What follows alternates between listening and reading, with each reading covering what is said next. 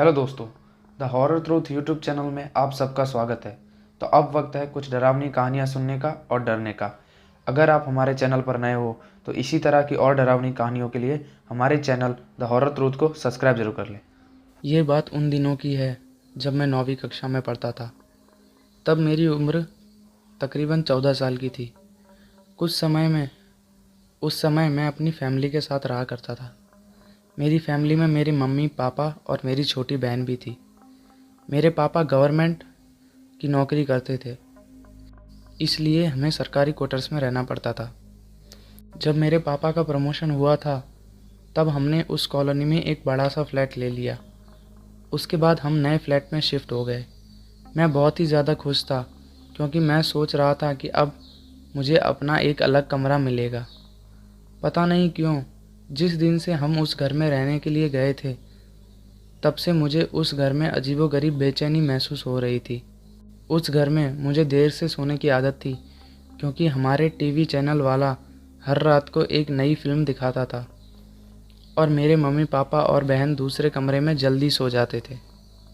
शुरू में तो सब कुछ ठीक था, लेकिन अचानक मुझे एक रात जब मैं अपने बेड पर मूवी देख रहा था तब अचानक मुझे रूम के बाहर से किसी की आवाज़ सुनाई दी। मुझे लगा कि शायद मम्मी आई होंगी पानी पीने के लिए।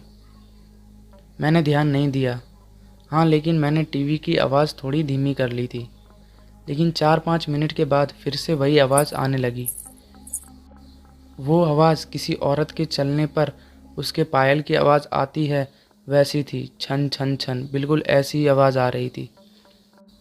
मैंने टीवी की आवाज़ बिल्कुल बंद कर दी, लेकिन बाहर से वही आवाज़ आ रही थी, छन छन छन। ये आवाज़ सुनकर मेरा शरीर कांपने लगा और मेरे रोंगटे भी खड़े हो गए। आवाज़ लगातार आ रही थी, 4-5 सेकंड के लिए सुनाई देती, उसके बाद बंद हो जाती थी।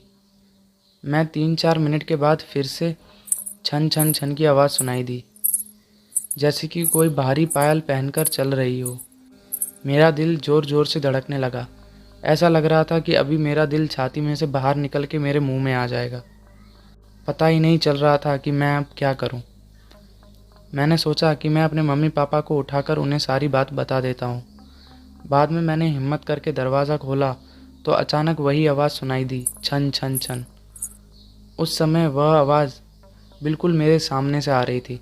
ऐसा लग रहा था कि कोई नई शादीशुदा स्त्री चलकर मेरे पास आ रही हो, लेकिन सिर्फ आवाज़ ही आ रही थी। सामने कोई भी दिखाई नहीं दे रहा था और आवाज़ भी बिल्कुल स्पष्ट सुनाई दे रही थी, छन छन छन। मैंने मम्मी पापा को जगा दिया और सारी सच्चाई उनको बता दी। मेरे पापा इस बात को मानने के लिए बिल्कुल तैयार नहीं थे। वैसे भी वहाँ सब लोग पूरी तरह नींद में थे। किसी ने भी मेरी बात पर ध्यान नहीं दिया। बाद में मैं अपने मम्मी पापा के कमरे में उनके साथ जाकर सो गया। ऐसे ही 3-4 दिन निकलने के बाद रात को फिर वही आवाज़ सुनाई देती, छन छन छन। बाद में मुझे उस आवाज़ की आदत पड़ गई। आवाज़ आने का कोई भी समय नक्की नहीं था। कभी कभी वह आवाज़ रात को 10 बजे या फिर रात को 10:30 बजे भी आती थी। परंतु एक बात तो नक्की थी कि वह आवाज़ सिर्फ मुझे ही सुनाई दे रही थी और दूसरे किसी को भी नहीं। कभी कभी मैं उस आवाज़ के कारण बुरी तरह डर जाता था। 8-9 महीने के बाद हमें एक नया फ्लैट मिल गया और हम वहाँ पर शिफ्ट हो गए। उसी फ्लैट में हमारी जगह पर जो नए लोग रहने के लिए आए थे वो हमारे जान पहचान के लोग थे। उनका बेटा मेरा बहुत अच्छा दोस्त था और उनका फैमिली भी बहुत बड़ी थी। एक दिन वो अंकल हमारे घर पर आए और हमसे पूछा, क्या आपको भी कभी कभी कोई आवाज़ सुनाई दे रही थी?